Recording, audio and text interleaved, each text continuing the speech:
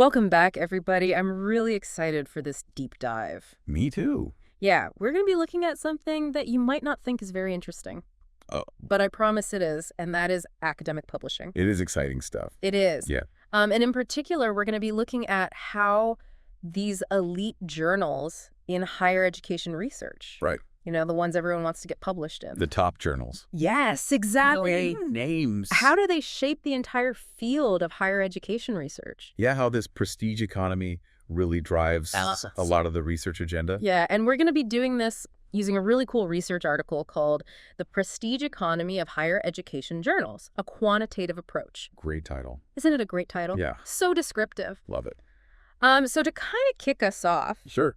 the researchers behind this study point out that these elite journals, they're talking the top 10%, they are a limited resource. That's right. There's only so many spots. And academics are all just like vying to get their work published in them. Absolutely. And it's a very competitive. It's got to be so competitive. Landscape, yeah. Yeah, it's almost like trying to get into an exclusive club. It is very much like that. Yeah. And as with any very exclusive club, Right. the benefits to being a member are pretty big. I can imagine so. Yeah. So academics, they're under a lot of pressure to get published in these journals because it has a huge impact on their careers. So, like, it's not just about the quality of the research itself. That is obviously the starting point. Yeah. You have to have a good research project. But, like, the journal itself where you publish has more of an impact than I think people would. Yeah. I think it's probably a lot bigger than many people realize. Yeah. It can impact job security. Oh, wow. How quickly you get promoted. Really? And even salary. Wait, even salary? Absolutely. Wow. The article gives a really cool example of Japanese biology professors. Okay. They found that even after these professors achieve tenure. Okay, so like lifetime job security. Yes. The golden ticket in academia. Wow. They're still constantly pushing to improve their publication record in top-tier journals. Wow. So even at the highest levels, they're still feeling that pressure. That's right. I mean, I guess it makes sense if it's affecting their salary and stuff. Absolutely. But wow, that's a lot. Yeah. I'm curious, do you think that kind of pressure could actually end up distorting the research landscape? It's a really interesting question. Yeah.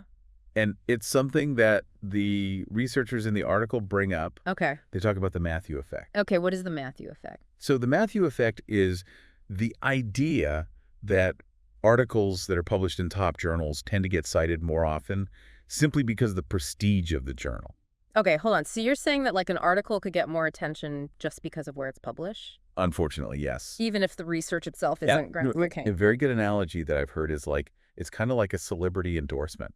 If a big name shares your work, people are more likely to pay attention to it. Okay, I see what you're saying. Right. So like the journal is the big name. Yes. And then the article is like... the things that they're endorsing. Yeah. Exactly. But that does make you wonder how much like amazing research might be getting overlooked. Absolutely. Because it didn't get published in one of these top journals. Yeah, it's a real concern. Yeah. And this Matthew effect just further reinforces the hierarchy in the academic publishing system. Yeah. So it's kind of like this self-perpetuating cycle. Right, where the rich get richer. Exactly. Okay, so we've got these elite journals that everyone wants to get into. Yeah. And this Matthew effect that gives them even more influence. Right. Where do researchers themselves fit into all of this? So the research that we're looking at breaks down authors who publish in these journals into two categories. Okay. Full-timers and part-timers. Okay, what's the difference? So full-timers are academics that consistently publish in these top journals. Yeah. With 5 or more publications under their belt. Okay, so they're kind of like the... They're the veterans. Yeah. The people that are really driving the conversation in these journals. The thought leaders. Yeah. Okay. And then part-timers are people who have only published a single article in these journals. Okay, so they're like dipping their toes in? Yeah, you could see it that way. Yeah. Okay, so we've got the veterans and we've got the newbies. Yeah. What's the ratio there, do you think? That's where it gets really interesting. Okay. The research found that only 3.3% of the academics publishing in these top journals are full-timers. Oh, wow, that's tiny. It is very small. Yeah. And a whopping 80% are part-timers. So you're telling me that only a handful of researchers are consistently driving the conversation in these elite journals? That's right. Wow. That does raise a lot of questions about whether we're actually getting a diversity of perspectives in these journals. That's what I was thinking. It's almost like an echo chamber, right? if the same small group is dominating the discussion, Right. are we missing out on potentially groundbreaking ideas Yeah. from people who aren't in that inner circle? It's definitely something to think about. Wow. And this imbalance between full-timers and part-timers might also be leading to a less robust development of knowledge in the field.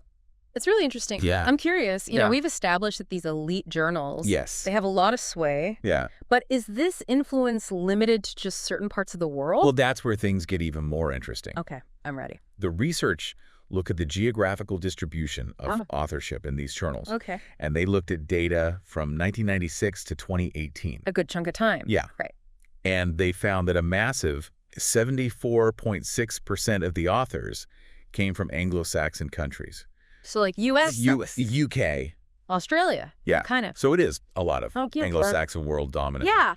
You could say that. Okay, but you mentioned earlier that there are some shifts happening within this landscape. Yeah. Like, tell me more. What's going on? So while the Anglo-Saxon countries, and particularly the U.S., have historically held a very dominant position, the research actually reveals some interesting changes over time. Okay. I'm all ears. What kind of shifts are we talking about here? Well, between 1996 and 2003, the U.S. alone accounted for 42.5% of the authors in these journals. Okay. But then if you fast forward to between 2012 and 2018, their share drops to 26.9%. Wow, that's a significant drop. It is. Yeah, so even though the Anglo-Saxon world still holds a lot of influence, it seems like the playing field is starting to level out a bit.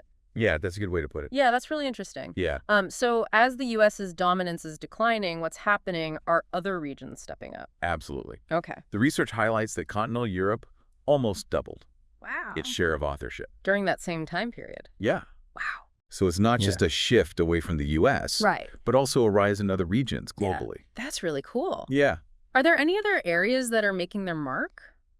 Yeah. So East Asia is seeing a pretty significant increase. Oh, cool. In its contribution to these elite publications. Okay. Particularly in journals like Higher Education and Studies in Higher Education. Okay, so we're seeing a lot of change happening. Yeah. That's very cool. Yeah. But this kind of leads to a question. Okay. Especially for researchers who aren't based in, those historically dominant Anglo-Saxon countries. Right. What do they do? Yeah, it creates an interesting dilemma for them. Right. Like if you're a researcher outside of those dominant circles, should you be pouring all of your energy into trying to get published in these elite American journals? Especially if, knowing that historically acceptance rates for non-Anglo-Saxon authors have been lower.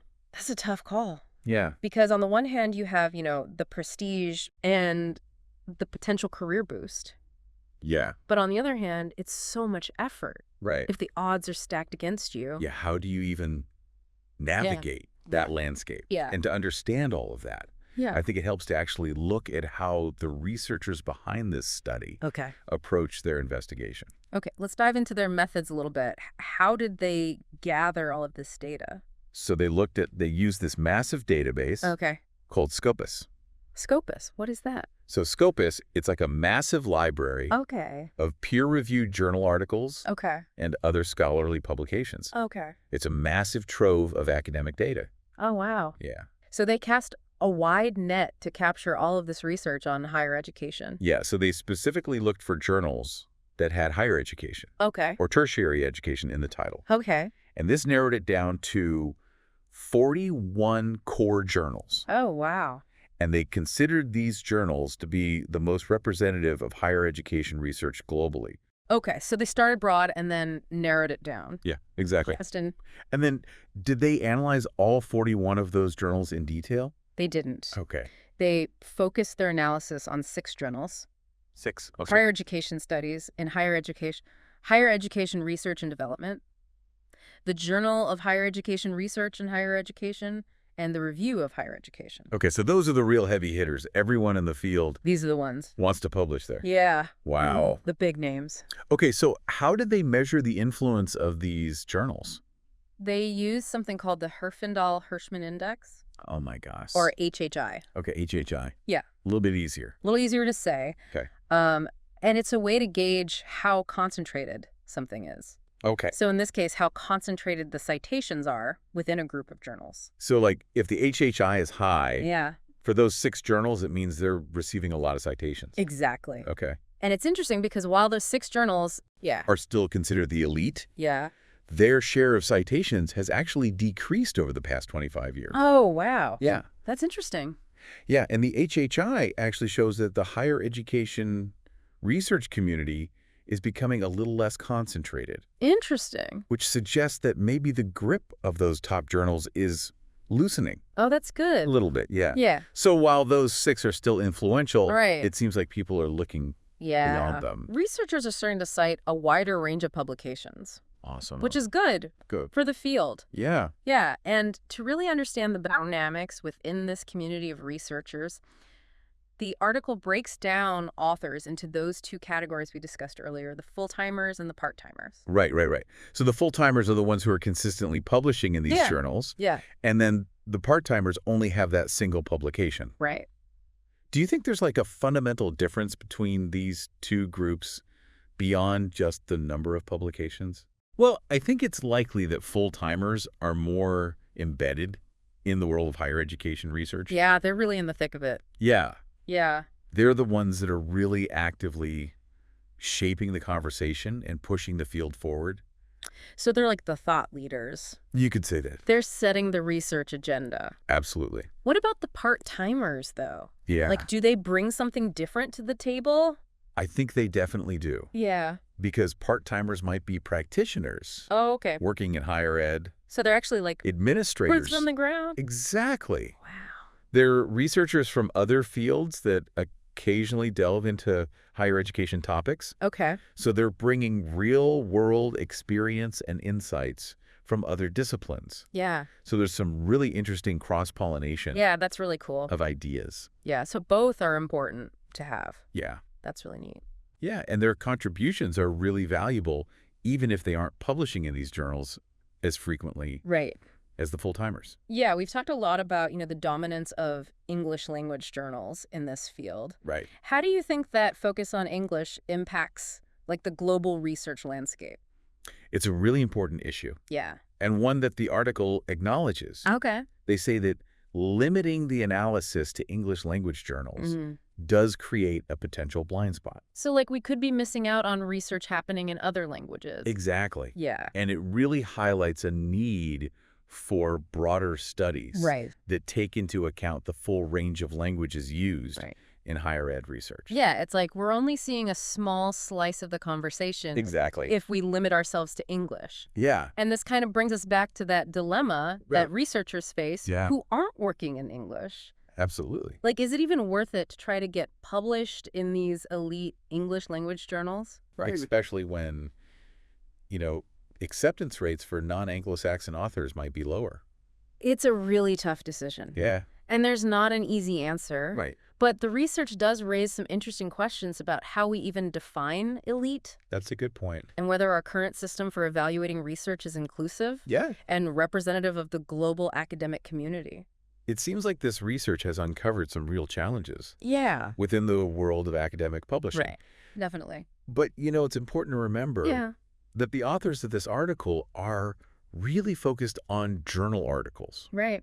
Which are like, considered the gold standard in many fields. Yeah, the top of the triangle, so to speak. But they're not the only way knowledge is produced and shared.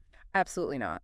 Well, We've got books. Oh, yeah. We've got book chapters. Conference presentations. Right. Online platforms, podcasts. Exactly. It's a very multifaceted. It is. Yeah. So focusing just on journal articles might not give us, like, the full picture. Wouldn't know. Yeah. It wouldn't. Of how knowledge is being created and disseminated within this community. Yeah. Okay. Yeah. I'm curious to hear your thoughts on, like, the broader implications of this prestige economy. Right. Like, how do you think it impacts the field of higher education as a whole? Well, I think it's interesting because on the one hand, having these prestigious journals can be good. Yeah. How so? Because it can help ensure a certain level of quality and rigor in research. So it kind of sets a standard. Yeah, it sets a bar. Yeah. But on the other hand, if academics feel like they have to publish in just a handful of these top journals, then that could stifle innovation and limit the diversity of perspectives that we see in the field. Right. So the pressure to conform to the expectations of those elite journals could lead people to shy away from potentially controversial. Yeah, or less conventional topics. Right. Even if those topics are like crucial to advancing our understanding of higher education. Yeah. It's not just about like, individual researchers feeling the pressure. Right. But the impact on like the progress of the whole field. Absolutely. Yeah. So this focus on prestige could be holding us back from exploring like new frontiers, new and exciting stuff. Yeah. And it's not just about the research itself. Right. This prestige economy can also shape how we train and mentor like future generations of academics. Absolutely. Yeah. Because if the emphasis is always on publishing in those top-tier journals, it creates this incredibly competitive environment. Publish or perish? Publish or perish. Yeah. And that can detract from the collaborative spirit that is really crucial to the advancement of knowledge. It emphasizes individual achievement over collaboration. Exactly. Yeah, that's a good point. Yeah. So instead of working together to really push the boundaries of knowledge, we're all competing for those very limited spots in those top journals. Wow. Yeah. I mean, I'm not saying publishing in a top-tier journal is a bad thing. No, of course not. But those journals often do publish very high quality. It's about recognizing the research. Yeah, like this hyper-focus on prestige has unintended consequences. Yeah. And we need to find a way to create a more balanced and equitable system. Okay, so where do we go from here? I think the first step is awareness. Okay. Researchers, universities, and even those of us who read and engage with research need to understand how this prestige economy works and its downsides. Okay, so shining a light. Exactly. A problem is the first step to fixing it. So then what comes next?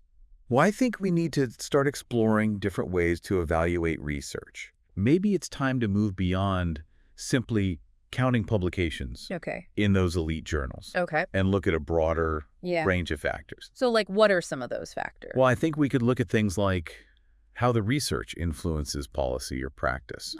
How it helps solve real-world problems. So the impact. Yeah. Or even its contribution to teaching and learning. Right. So it's valuable and impactful even if it doesn't get published in those top-tier journals. Absolutely. We need to like broaden our definition of success in academia. Yeah. It's not just about where you publish, but what your research contributes to the field. Yeah. I love that. To society as a whole. Yes. Shifting the focus from prestige to purpose. Absolutely. How do we make that happen though? It's going to take a collective effort. Yeah.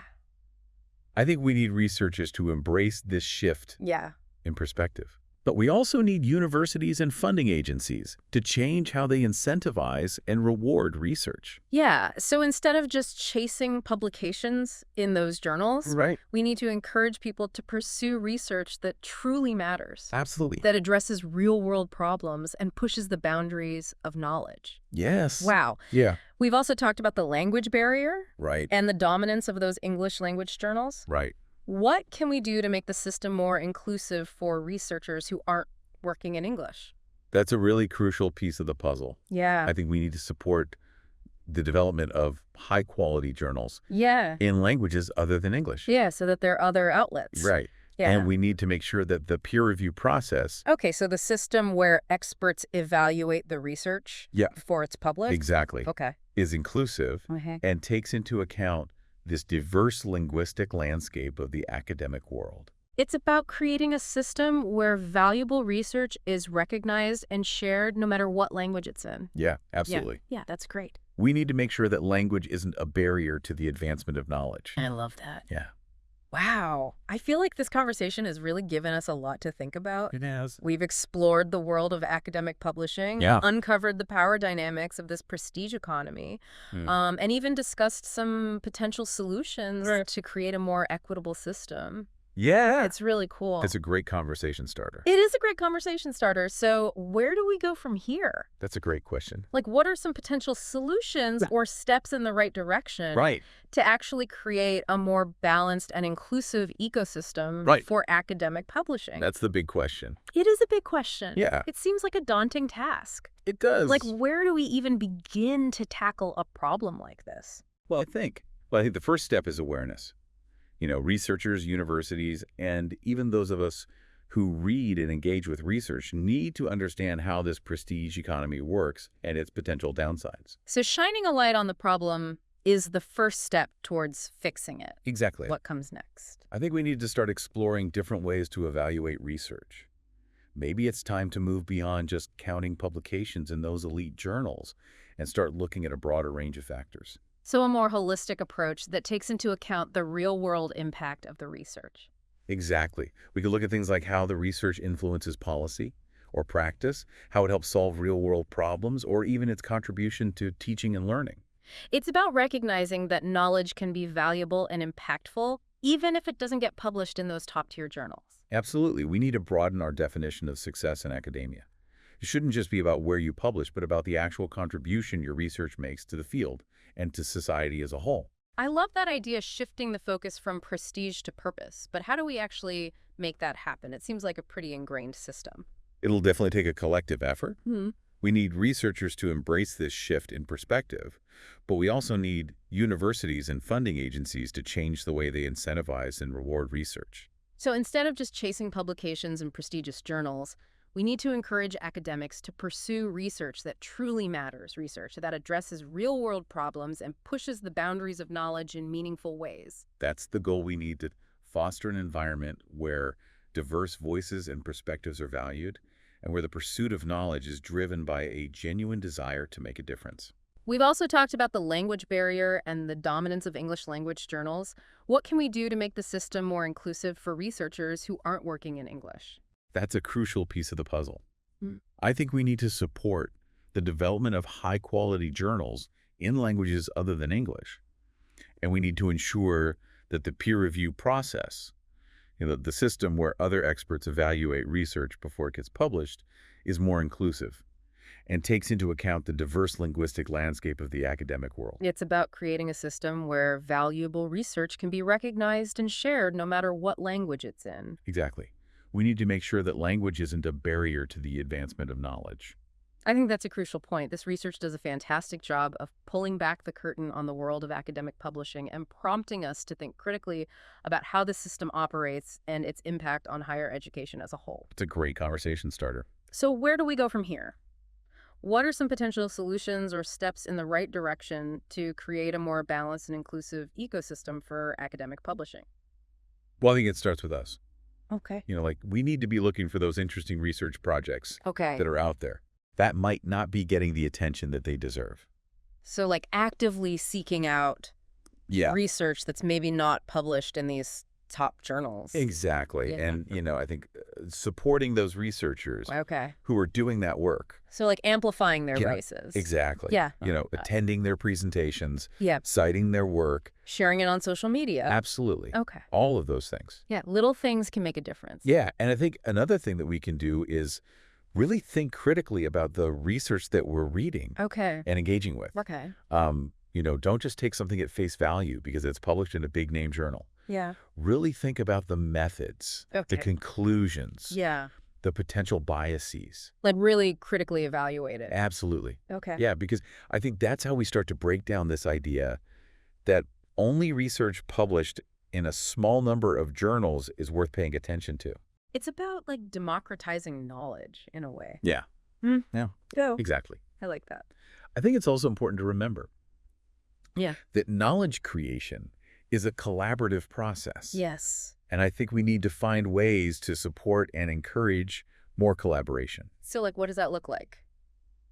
Well, I think it could look like more interdisciplinary research projects. Okay. Bringing together scholars from different fields. Okay. To work on these big problems. Exactly, because a lot of the big problems that we're facing Right. in higher education and just in the world in general, Yeah. they don't fit neatly in one discipline. It requires a multifaceted approach. Absolutely. Yeah. So I think we need to create more opportunities for those kinds of collaborations to happen. And more spaces for people to share their research outside of those traditional journal publications, conferences and workshops and things like that. Yeah. Okay, cool. And I think mentoring is another really important piece of this. Okay, how so?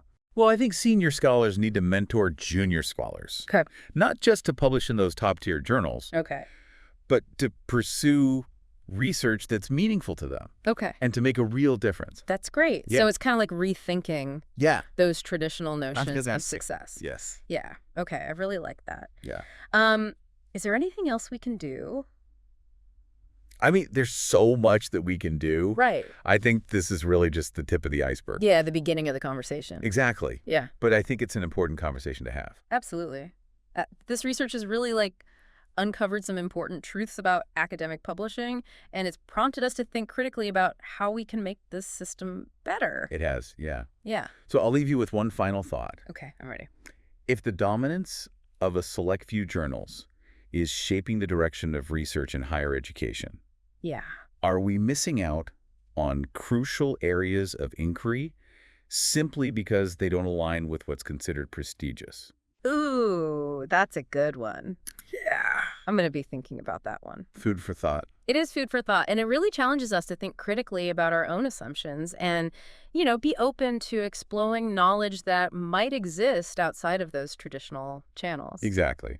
Amazing. Well, thank you so much for joining us for this deep dive into the world of academic publishing. It's been a pleasure. It has been a pleasure. I hope everyone listening has learned something new today. You do. And that this has kind of sparked some new ideas and some new ways of thinking. Absolutely. Yeah, and until next time, keep those intellectual gears turning. And never stop exploring the world of knowledge. Bye, everyone.